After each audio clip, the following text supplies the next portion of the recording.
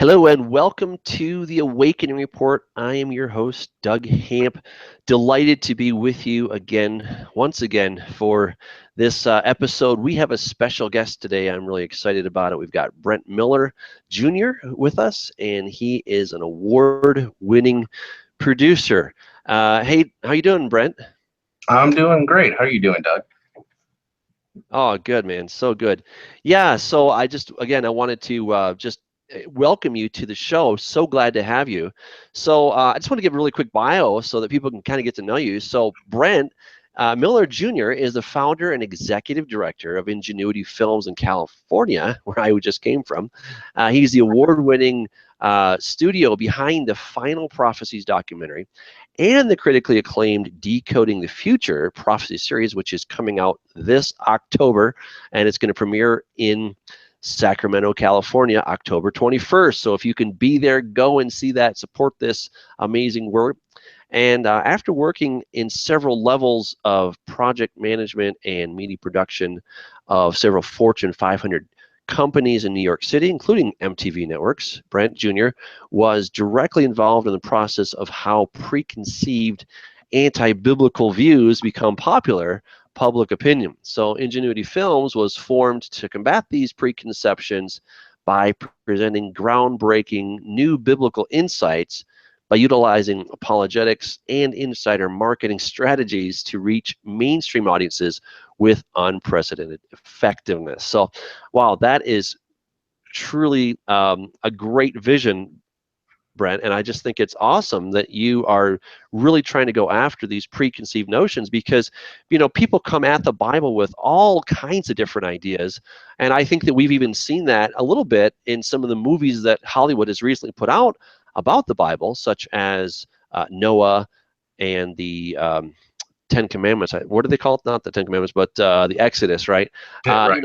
Yeah, I mean, both of those were just absolutely crummy movies, and I think all they serve to do is to reinforce this negative stereotype that people have about the Bible. And the reality is that when you get into the Bible and when you really begin to study this thing, you begin to see the heart, the soul, the character, the love, the dedication of God for His creation, for us, the extent and the depth of His love that He was willing to go to rescue us from this pickle that we got ourselves in. Mhm. And so now you're focusing on prophecy, of course. So what is it about prophecy that intrigues you, and why do you believe that this is so important for the unchurched community? I mean, what do they really care about prophecy? All they know is, the world's going to end someday according to the Bible. So why do you feel so strongly that you need to help educate them? Yeah, it's very true. And prophecy is one of those main categories we do focus on in our productions. And the reason being is because I truly believe that it is a way to prove the scriptures. There's not many things that people fear more, and I'm speaking of the secular world, of course, the general public, fear more than the end of the world or the end of their life. It's something they want to ignore. They don't want to think about it. And so if you could prove that biblical prophecy is real, that the events of the past did indeed come to pass, breaking all statistical probabilities of chance, then the prophecies that remain in the future must also come to pass, being from that they're from the same source. So that's just a very kind of apologetics, rational way of looking at it. And in a nutshell, that was the point that was made in our award-winning film, The Final Prophecies. The problem that we see, and again, the other reason why we focus so much on prophecy itself, is that the average person, the general public, they see prophecy as a joke. Just to be frank about it, they see prophecy portrayed in movies, and a lot of what they see as far as today prophecy outside of Hollywood are sensational clips on Fox News about a sign in the heaven is going to bring in the beginning of the apocalypse or what have you. Y2K, it's the end of the world, the Mayan calendar, all these things, but they don't differentiate the difference between biblical prophecy and non-biblical prophecy. So the general public throws it into one big tub of prophecy or prediction, and that's why when things don't come to pass, they don't take it seriously. So we have this problem where we look at biblical prophecy, especially now with everything happening in the world. You have more churches talking about Bible prophecy and the coming tribulation more than ever before, and the general public doesn't know what to make of it. They laugh at it, they ignore it. They say, it's those are for the lower educated, demographic that believes these things. And again, it's because they're not being educated on what is genuine prophecy, why it breaks statistical probabilities, and why we can trust it. But we have to be honest that there are a lot of nutflakes out there that are telling us the world is going to end, May 25th, 2011. I mean, people have been setting dates for, I don't know, a very long time, right? And I think since the mid 1800s, we've really had this end of the world fervor, probably like never before. Granted, we're that much closer, but hey, it's been 150 years since people really started to get re-excited about this. How is this going to be any different than anything else? I mean, how is it you're going to actually communicate these truths in a way that isn't just sensational? It's not. I mean, because the average guy out there who's not an idiot by any stretch of the imagination, but when it comes to Bible prophecy, he's probably fairly ignorant. So how can you, in a quick, concise message, get the things across that he needs to know to have the foundation to then build upon it to get them to the place where you want them to go? Right. And that's the $1 million question right there. And that's probably one of the most difficult things that we are trying to accomplish in our film company. But number one is to educate the audience on the difference between true biblical prophecy and so-called man's prediction. And you're right. End of the world prophecies have been going back a very long time. People thought the world was going to end when the 19th century began. And the irony is that we see the exact same thing again in Y2K. And so the bottom line is again, to look at it from an apologetics point of view, is to actually look at the real historical record rather than the single instances that news and the public pulls out about, instance 1, 2, and 3, the Mayan calendar, for example, and actually go back to the very beginning on biblical prophecy. As far as what was prophesied and when. As you know, there's over 2,500 prophecies throughout the Bible. Some claim it's as high as 27% prophetic. And to understand what is the real prophetic timeline in an actual view that an eschatologist would study it as, and to look at the events that have happened that we can verify. And this is what people need in the public. They need real verified evidence to say these are historical things that came to pass. The prophecies were written when they were written, confirmed, and these events came to pass when they came to pass, as based on even non-biblical human history. So we can confirm that all these things have occurred. And again, if the prophecies of the past have come true, then the ones that are remaining should as well. There's no separation. We're going along the prophetic timeline to the end of the age. So there's no reason why the end can't occur as well. And here's the thing, is that when we present the prophecies that remain, the end times prophecies, we really try and present it in a very rational way that speaks to a secular audience, meaning that the future could unfold in a million different ways. And yet, if you look at statistics, the fact that all the things that we know that are converging prophetically from global finance, government, religious persecution, and on and on and on, are continuing on the path that they are on, converging to a point of prophetic fulfillment. Statistically, that should speak even to a skeptic. And if you present these things in a rational way, there are a lot of people that will stop and take it far more seriously than obviously than the clips, the sensational clips that they hear on the news or what have you. Wow. And so now tell me this, what is the actual message that you want to communicate? I mean, what is kind of that bottom line that you want people to walk away with, that they can walk away with one thing after watching your movies about prophecy or the Bible or God, what would that one thing be?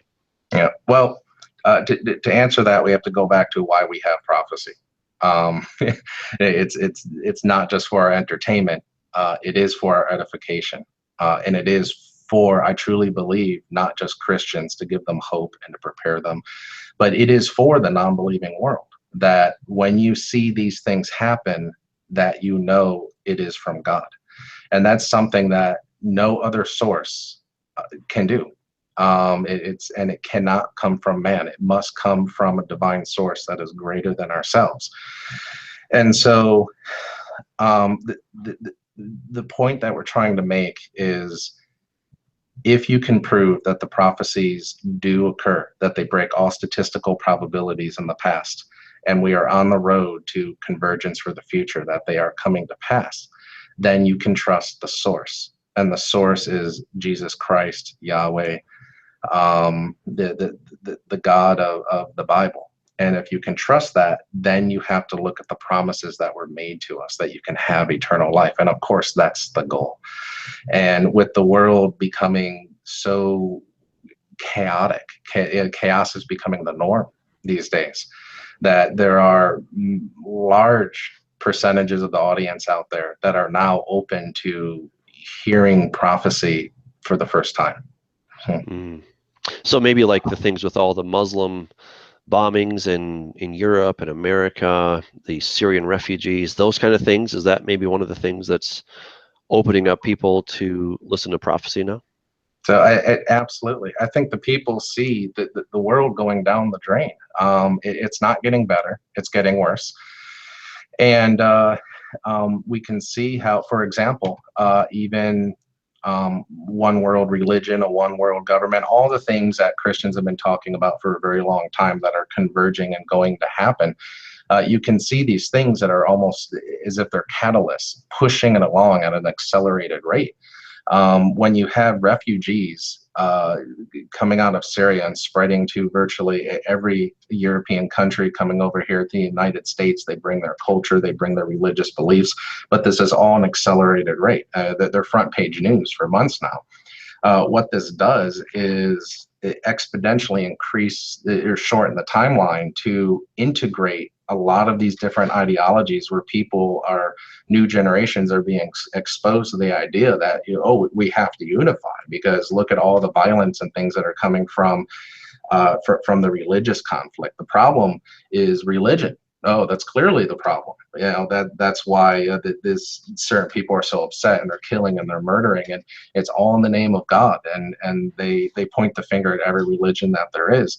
So when you look at the events in the end of days, the rise of Mystery Babylon, the new global religion, you can kind of see the writing on the wall of why the entire world will embrace this idea that, we have to put our religious beliefs aside, because that's obviously not important. What's important is life here on earth, building a utopia here on earth, and coming together in global unity. And these are the exact things that are described in Revelation as occurring at the end of the last days. Yeah, I was just going to ask you if you could share, one of the major prophecies that you talk about in either the Final Prophecies or in your new movie. If you want to share with us, something, about what you do to decode the future, as it were, or in the Final Prophecies. Yeah. Well, in decoding the future, that is a wide open question. But in decoding the future, for example, if I can back up,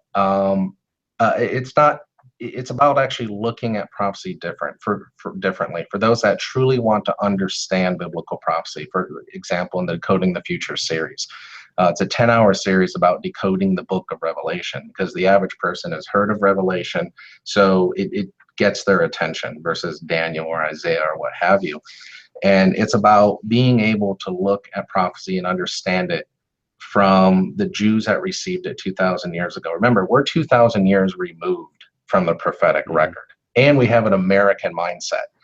A lot of people in the West forget that even though we create a lot of the films and things about prophecy in the world, a lot of the YouTube videos and everything that goes out, that we don't make up much more than 4% of the entire global population, which means there's 96% of the world out there that does not think or live like an American. And yet prophecy is not from an American point of view. It is from a Middle Eastern Jewish view.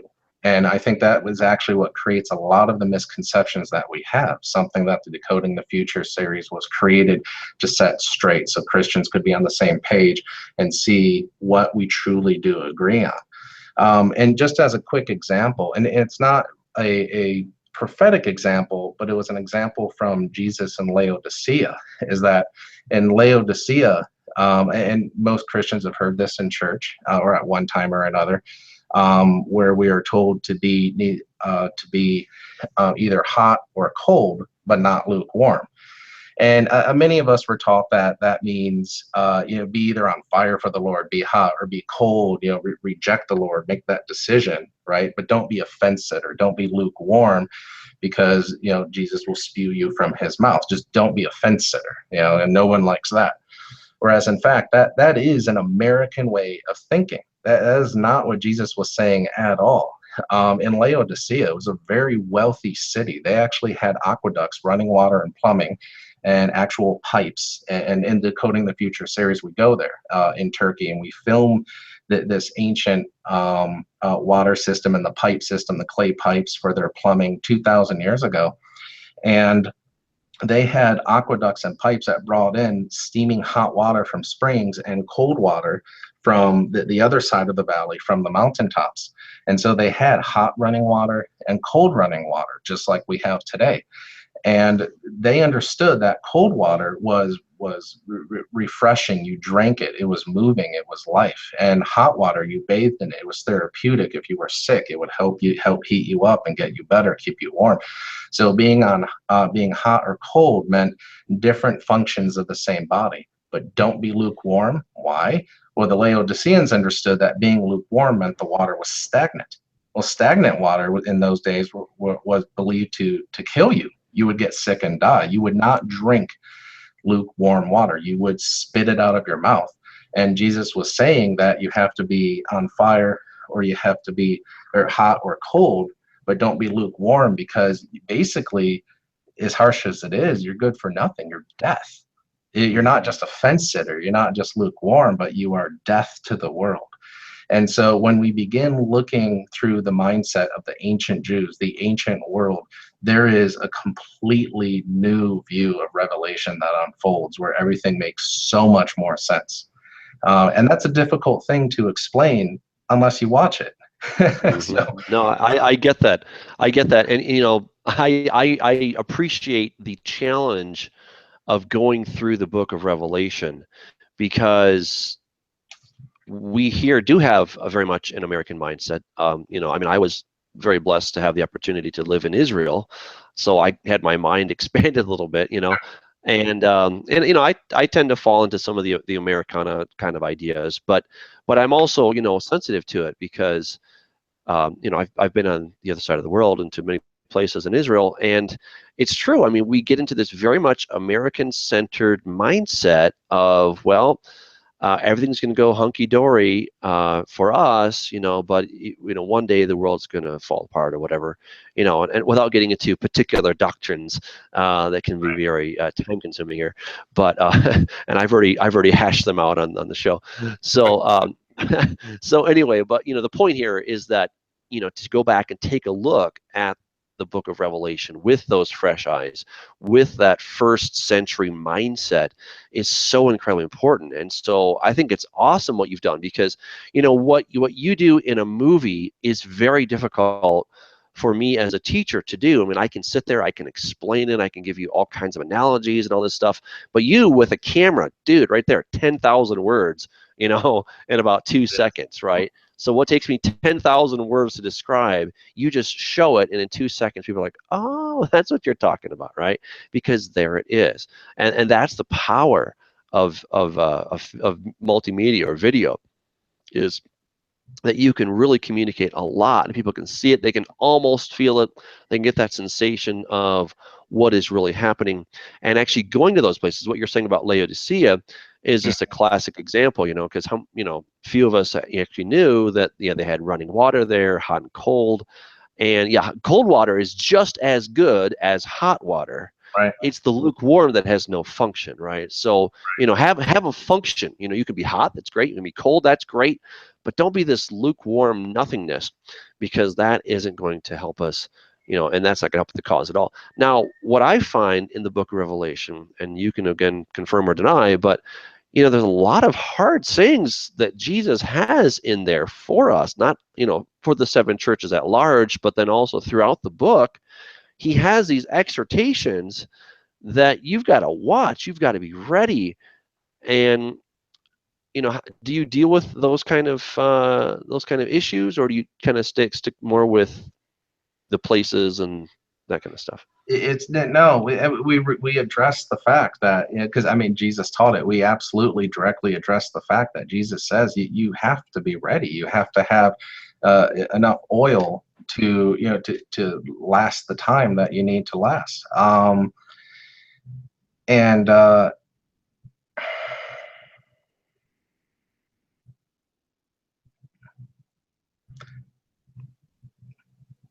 sorry, 1 second. No, it's okay. No, I understand. It's just that there's so many different ways to go about it. See, the church, and this is the reason why we created the Decoding the Future series, is because there are so many misconceptions, and I won't go over the American view again, that the secular world, that they do see the Christian audience debate these things to death. And let's face it, those that truly understand prophecy, that are educated in prophecy, for example, the audience here, it clearly knows quite a bit about the prophetic timeline. The average person out there does not. They really don't. They don't have a clue. We touched base on that a little earlier as well. And so that is one of the biggest misconceptions that we do hear from the public, even some churchgoers, again, is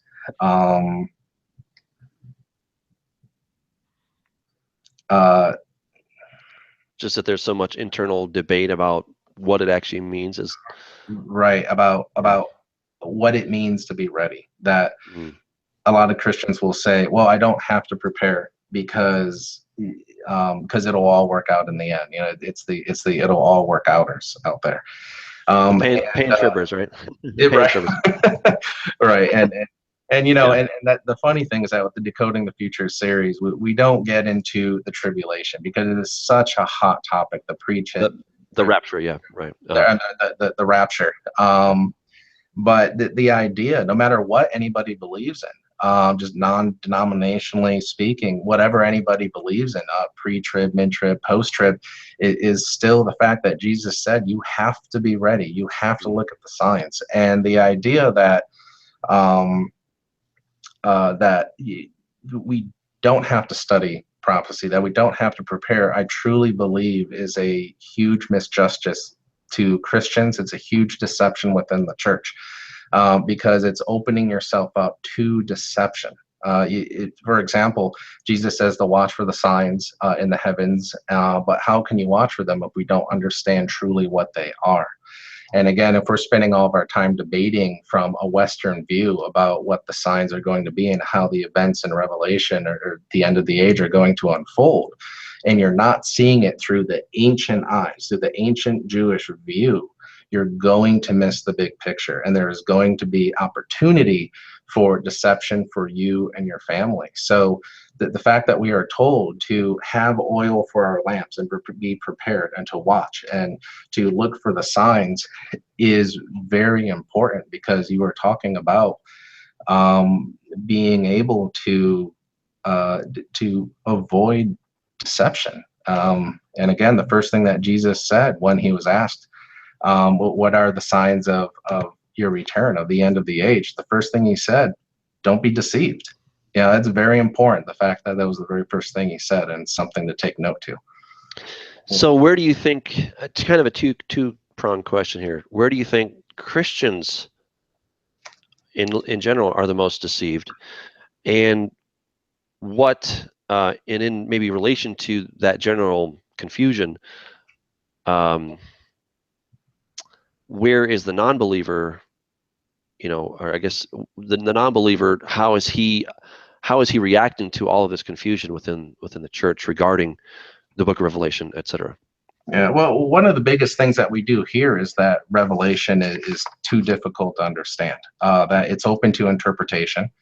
That why spend so much effort studying it when we can't really know what's going to happen until it unfolds, or I can't possibly really understand it because there's so much symbolism in there. And quite honestly, you couldn't be further from the truth. One of the biggest issues is that even churches do this, is that they look at Revelation as a standalone book. They'll take a verse in Revelation and they'll analyze just that as it sits within Revelation. But that's not the way Revelation was ever meant to be studied, and it wasn't understood that way by the people who received it 2,000 years ago. Revelation um, is for those that understood the Old Testament. In fact, there are hundreds of references to the Old Testament, things that we view as symbolic, that were clearly understood again by the people who received them. The beast covered with all the eyes. Here we are. It's essentially from Greek thinkers, the science thinkers, the rationalizers here in America who say, oh well, that's why does it look like that? And that's just a very odd kind of thing. And maybe there's really no substance to this. Whereas the ancient Jew, they wouldn't have thought of it that way at all. The ancient Jew would have heard that description and they don't think, what does it look like? They think, what is it for? So, so something covered with eyes means he's all seeing. He sees everything that's happening in the world. That's the way they look at it. Function, not form. And so it's these types of things that we begin looking at through their eyes, where again, Revelation really does become alive. And unfortunately, there are so many different theories that we hear when it comes to these events in Revelation, and this means that, and that means this. And so every time a new series on Revelation comes out, I'm sure that's the first thing people think. This guy has some view, that's his view, it's his opinion, and he's going to say this means that. Whereas in order to really unite the Christian world at the end of these days, we did not want another series that just said this is that, this means that. So this series really does educate on how to look at Revelation, because there's a lot of things that you have to make up your own mind, like the rapture. We explain exactly what's taught, the way that the ancient Jews would have looked at it. And again, we're not going to tell you that this absolutely means that. And that's why we did bring in a variety of different theologians from Christian universities to TV hosts and researchers. And we did interview them, and we do present some of the different denominational views and why they view it that way. And this would have been a view of the ancient Jew. And, and let's move forward, because let's face it, we are 2,000 years removed. Okay, we cannot understand everything in biblical prophecy. We are really, really removed Western thinkers. And obviously with you living in Israel for as long as you did, completely understand that. They really see things a little differently. But there is an awful lot that we can absolutely understand. And that we can agree on. And again, this does go back to speaking to the secular world, to the non-believing world, which is the majority world. That is the majority of the population. Whereas if we can actually sit down and say, look, this is what we do understand in Bible prophecy, and why we can trust Bible prophecy with statistics and things that are converging and things that are happening, and at least agree on that, then not only can we educate ourselves and our loved ones more and be more prepared and avoid more deception, but we can also speak to non-believers far more effectively when it comes to a topic where a lot of people get in the secular world become very uncomfortable with and don't understand. Yep. I've got two questions. I'll ask mine, then I have one from Ed Taylor. He's watching. By the way, guys, if you're watching, which you are right now, but for those of you that are watching, what you can do is you can go to the Awakening Report on Facebook, and I have a thread there I just started for this show, and you can leave a question there, and I will present it. So first, really quickly, my question, hopefully it's quickly, and then we'll get to Ed's. But my question was, what was the biggest surprise that you had, maybe theologically, personally, while making either the Final Prophecies or Decoding the Future? What was one of those big shockaroos? You're like, wait a second, I didn't know that. I didn't think that before. Right. And what changed you? Absolutely. It's the realization about how God really does use his creation to carry out his will prophetically. And I know I just opened up a can of worms. What do I mean by that? Is that, again, because of misunderstanding in the churches today in the West, that a lot of things that occur prophetically, you'll probably hear this again, God doesn't need an asteroid. He could use it if he wants to, but he's God, he'll just make it happen.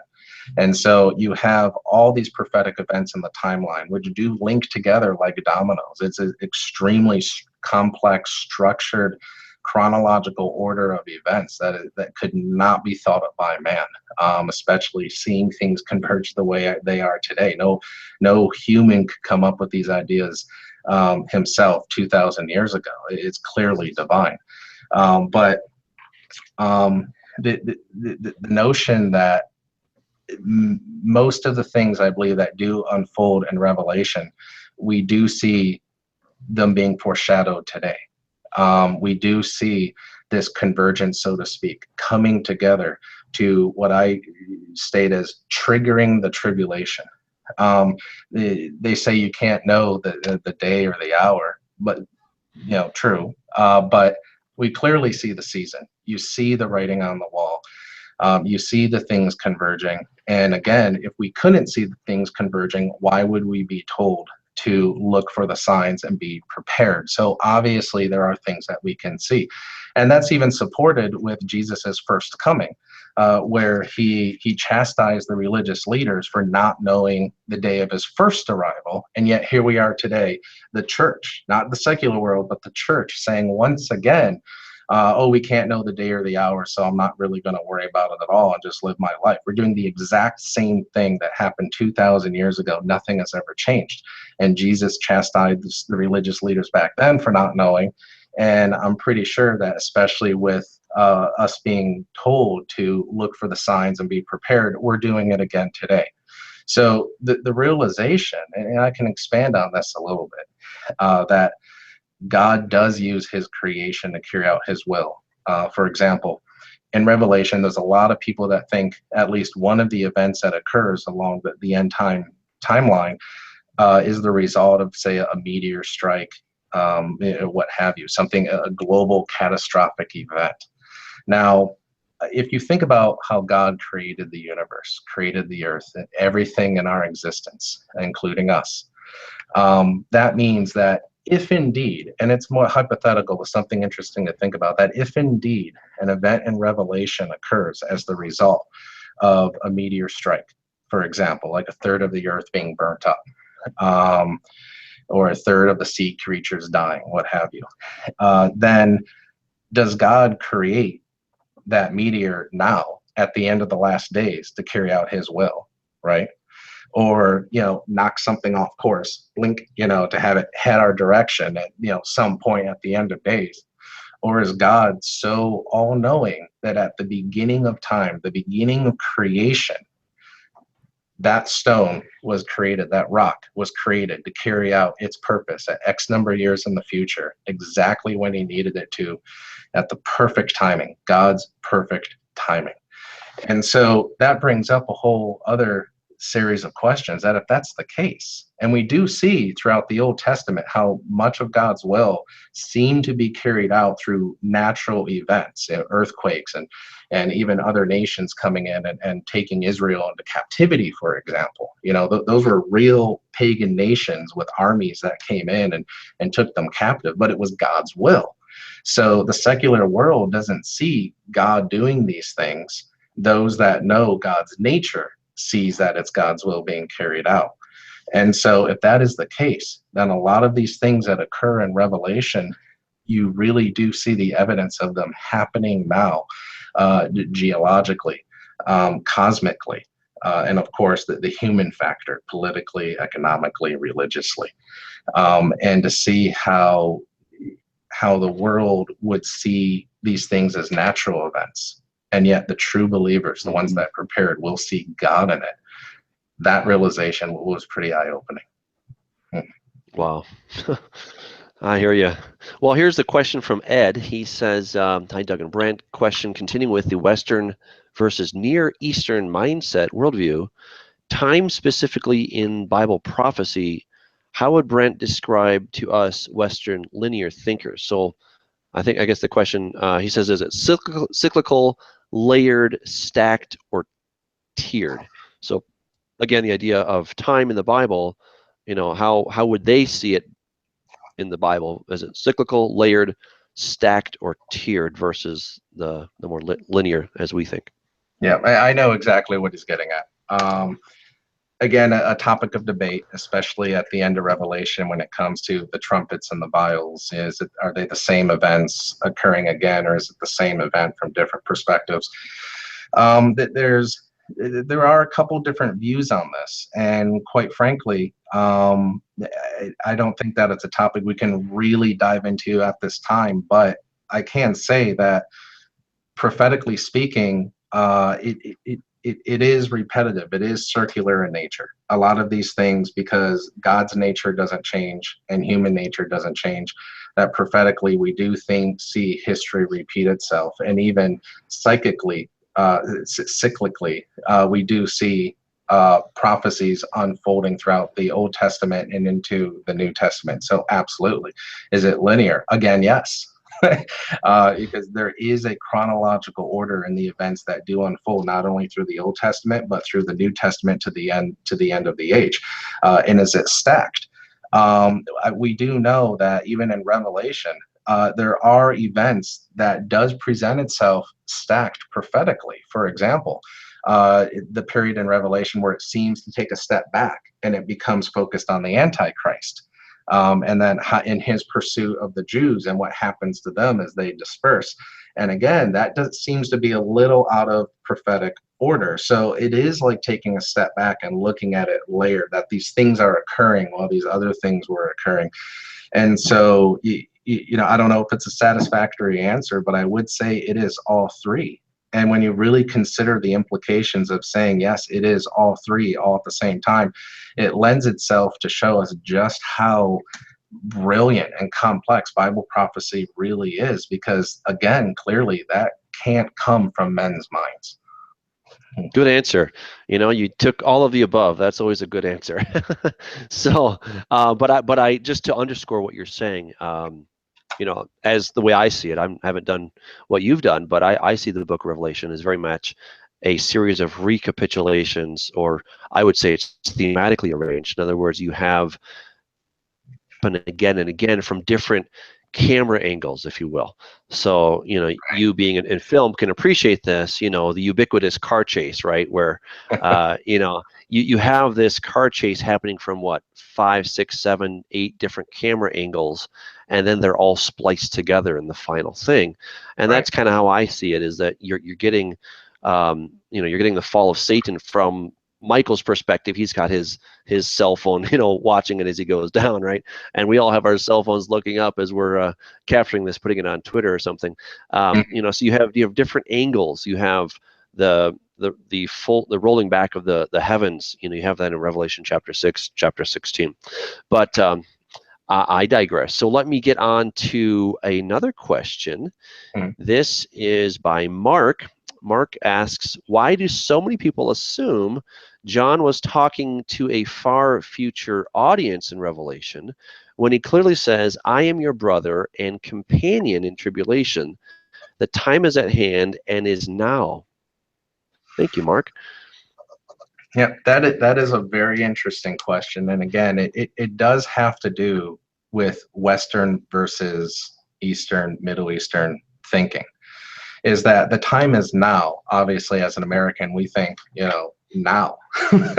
Whereas the Jewish mindset, they understood prophecy at a much different level than we do today. They really did look at prophecy in their day, and as it moved into the future, almost as like a flowing river, not in some kind of mysticism sort of way, but that it actually had depth and width, and in things that occurred left residual effect of things that would happen again in the future, and it's all connected in this domino effect. And they saw generations, they saw prophecy in the time span of generations coming and going, whereas us today, we look at prophecy as in what month it is and when's the next solar eclipse. I mean, that's not the way the Jews thought. And so they did look at it in periods of hundreds, if not thousands of years. So now means this age. There's not much more to go. When you look at all biblical history, from the creation of man to the issuing of the law, to all the hundreds of years of captivity, to everything that's occurred, that's the way they think. Americans, with our very short history, we're very, very in the now. What's happening now? If there's prophecy unfolding, then is it what, this week, over the next month, over the next year? But we don't want to hear, oh, this is going to unfold over the next 30 years. Well, I'm not happy with that because I want to see it happen now. So again, the Jews did look at it totally differently. And when John is speaking to his brethren, they understood the implications of a lot of what he was saying then in that time. Even spiritually speaking, with Caesar and what would happen to the people, and a lot of it related to things that had happened to them in the past as well. And so they were no stranger to these things, and they knew that this age of grace had begun, that Jesus changed everything. So he was speaking to them. And in their lives, it was just as important to keep their minds on Christ, right? And to endure to the end, to fight the good fight, to finish the race, as it is for us today. So he was truly speaking to them. But honestly, he was speaking to us as well. He was speaking to those that lived in the last generation, those that would exist after the rebirth of Israel at the end of the age. And how do we know that?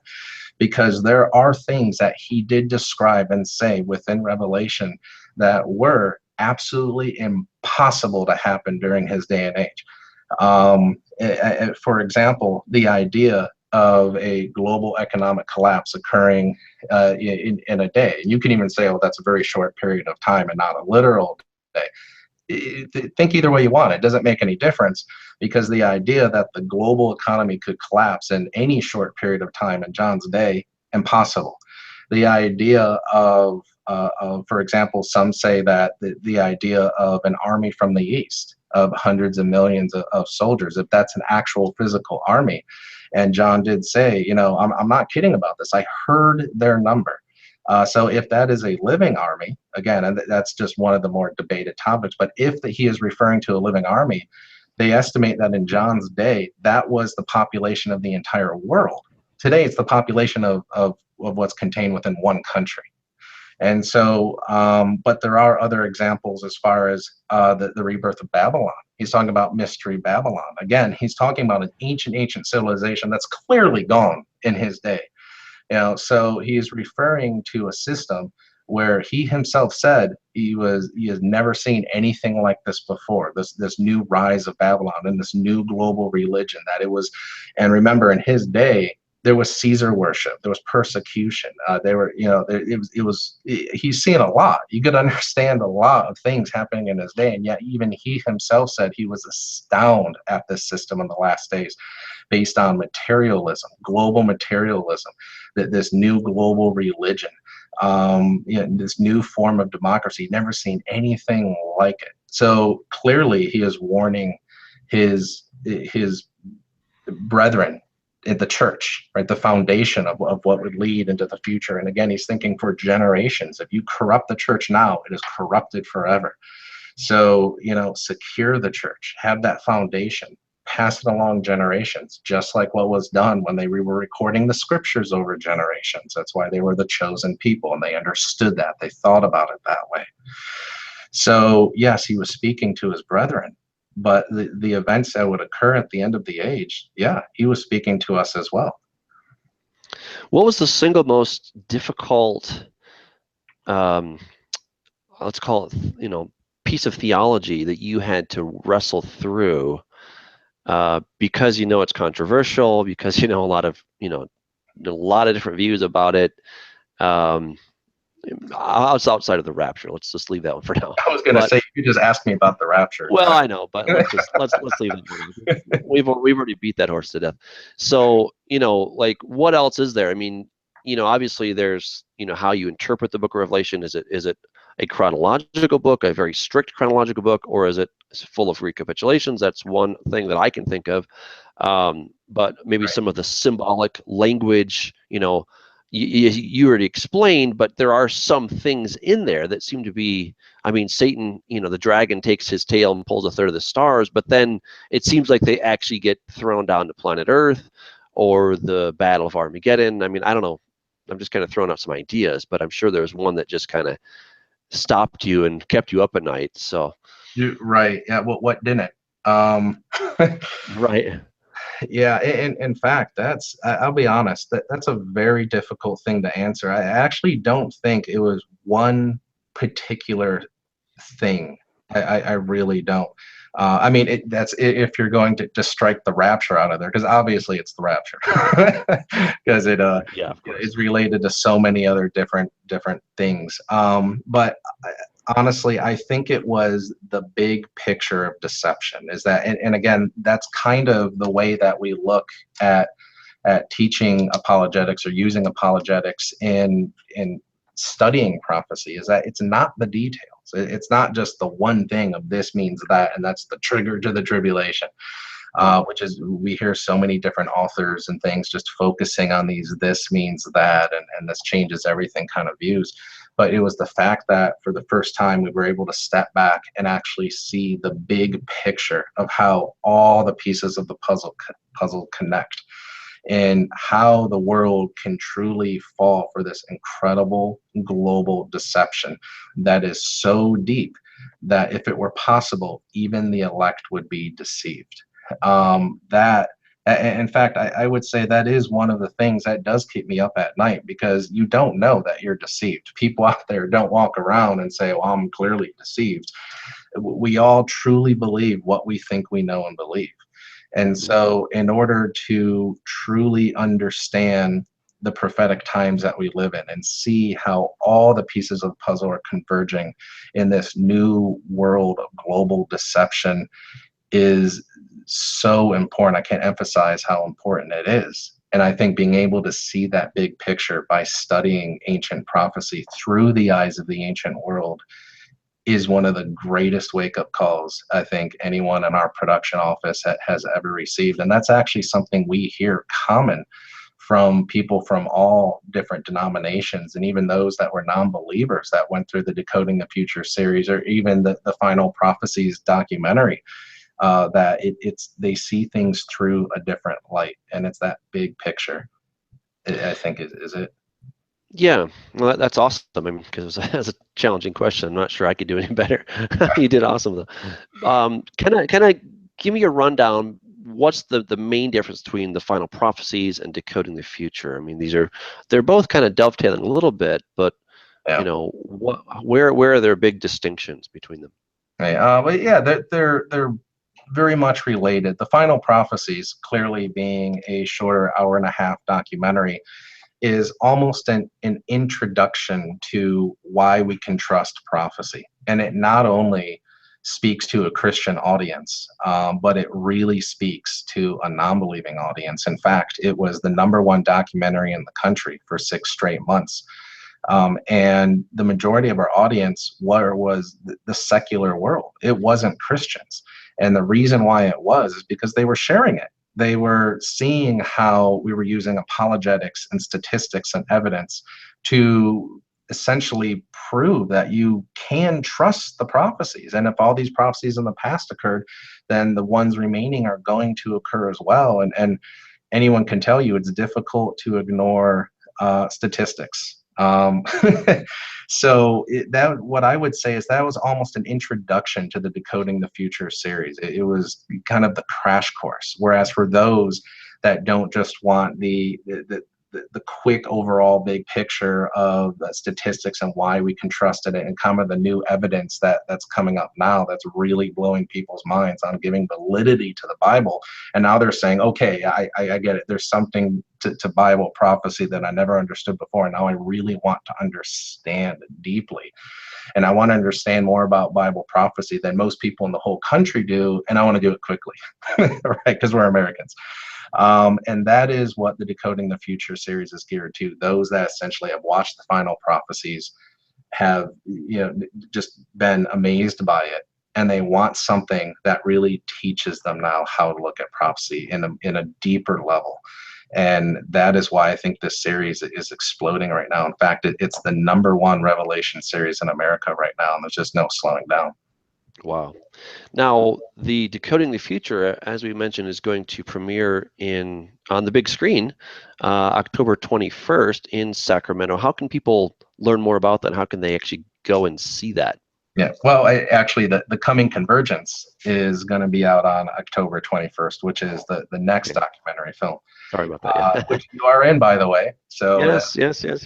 fantastic interview. So actually, one of the best we have. It was very, very amazing. But if people want to see you and the Coming Convergence coming out on October 21st, again, it is going to be at the Crest Theater in Sacramento, and you can go to crestsacramento.com and buy a movie ticket.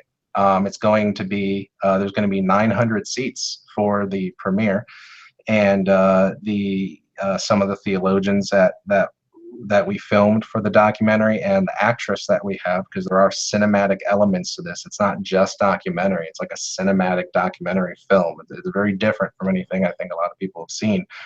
We'll be flying in and meeting people an hour before the start, and I will be there meeting people an hour before the start. And it's just going to be just an absolutely amazing, amazing time. I'm planning on being there as well, so That's that'll awesome. be fun for the Coming Convergence. We can all converge at the theater there and watch. So how long is the movie itself? It's looking to be right now about an hour and 40 minutes.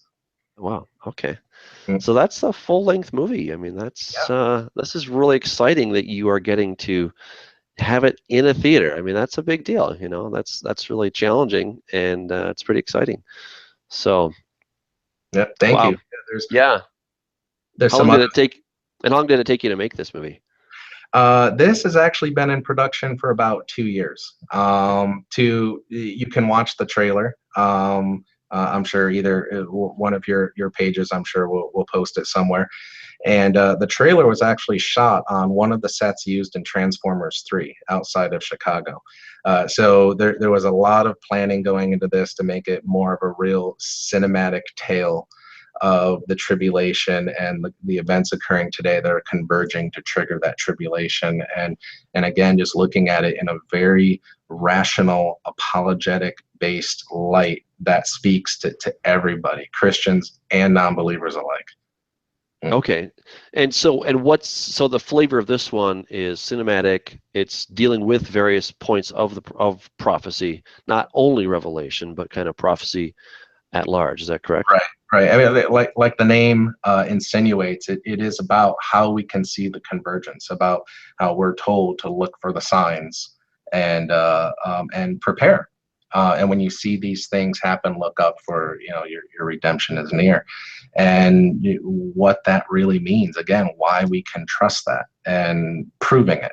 And again, the way that Bible prophecy is presented to us, it is for our edification. It's so that when we see these things unfold and converge and happen, that we do know that God is in control, that we do know He truly is in our lives, and we don't have to fear. That's the message that I think the average person out there doesn't get. They look at prophecy in the end of days as being fearful, and they fear because they don't have Christ in their life. Whereas Christians shouldn't see fear. We should see, that this is God's promises coming to be, and I don't have to fear, not even in death, because we can't live forever here on earth. so the whole point is to let go of that. Yeah. And I'm glad you said that, because I think the fear factor becomes overwhelming in prophecy circles, and that's what we start to, as a prophecy teacher, I've been guilty of this, not intentionally, but there's, we kind of get jazzed on that. We get kind of charged up on this whole idea of fear, and it sells really well, I have to admit. I mean, people love to learn about the dark side of things. I mean, it's ironic, just on my YouTube channel, my videos that talk about Satan seem to outdo those that talk about God for some weird reason. Right. I guess we have a strange fascination, and there's something about fear that we kind of like. We have this weird flirtation with fear, and I think that we shouldn't be doing that. So where I've been guilty, people, please forgive me. But what my goal now is to not to scare anybody, Mhm. but to warn everybody. And I think that's your same thing. You're not trying to scare the guy that's walking toward the edge of the cliff. Just enough though, just so he doesn't walk off the edge. But fear is not the goal. It's a warning, right? If you stop now, you'll be safe. If you keep going, you will have something to fear. And Right. I think, yeah, there can be something to fear with prophecy, because obviously the Bible talks about some very difficult times ahead, but we should not use those as a fear factor. And regardless of, even though we haven't wanted to really talk about the timing of the rapture, whether we're taken out, we're here, no matter how you look at it, life is full of challenges, right? So Mhm. the point here is that we shouldn't fear. We should always trust in the Lord. And if we are here, and that's how I see it, if we are here during these times, the Lord will take care of us as He sees fit. So there really is no need to fear.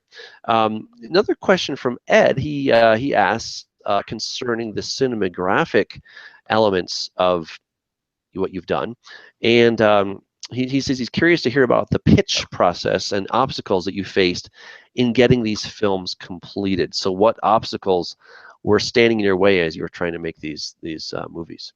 Well, I'll be very honest with you. The reason why films from Ingenuity Films is so effective and gives such a different message than a lot of the Christian documentaries and films that you see hitting the market is because we don't pitch to anybody. We don't have to. We don't have to report, to a panel of investors that want to see, our film spread to the largest number of people. So please water it down. So it so it becomes just a fluff Christian film, and we see a lot of that, and those are great for inspiration. They really are. I watch them all. I like them, but they don't appeal to the non-believer, not really.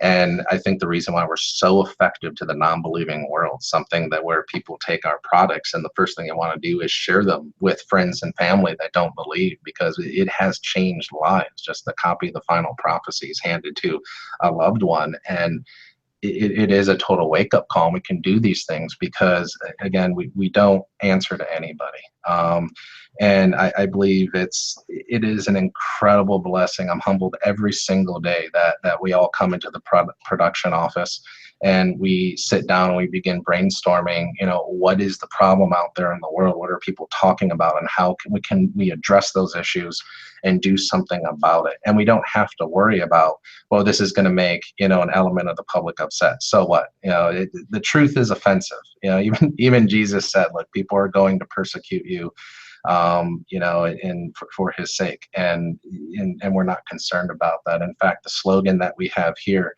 that's even on the back of our business cards for anyone who's been able to meet anybody from our company at a conference, says "Committed to finishing the race." And we take that to heart. We really, truly mean it, and that is the priority and why we do what we do. Wow, that gets you out of bed in the morning. That's pretty awesome. Man, that's fantastic. Well, man, this hour has flown by, and it has been just, again, a joy and a pleasure to have you on the Awakening Report, and appreciate everyone who wrote in, Ed especially, with your questions, and John. And so thank you for tuning in, everyone. Tell us, how can people find out more about you? Where's your website? How can they discover more about you, how to get to your films, etc.? Well, primarily, you can go to ingenuityfilms.com, and all the films are listed there and a little bit about us. If you want to check out the Final Prophecies, in fact, we are doing a a free DVD promotion to get the Final Prophecies out to the public completely for free on DVD. So you have a tangible item that you can just, hand friends and family. I think I can give you the information for that, and you can post that on your website so people can go check that out and actually get a free copy of the Final Prophecies. And for those interested in the full-blown Revelation series, which is the #1 in the United States right now, they can go to decodingthefuture.com. Oh. Decodingthefuture.com. Awesome. And I have one last question. Tell us about the origin of the name Ingenuity Films. That's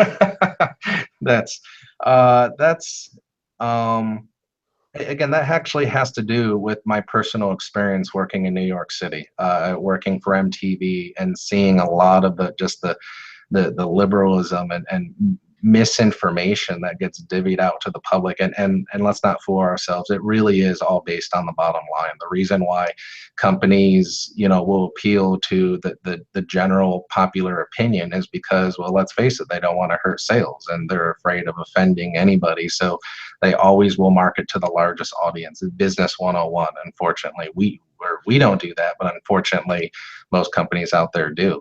And in order to speak to a secular audience, where a lot of times it's very difficult to penetrate that mindset, especially an anti-biblical mindset, because you're not just addressing a question or two they may have, you're addressing years of preconceived ideas and things that they've heard that they think they believe based on, again, misinformation, because it's not true. They're believing lies.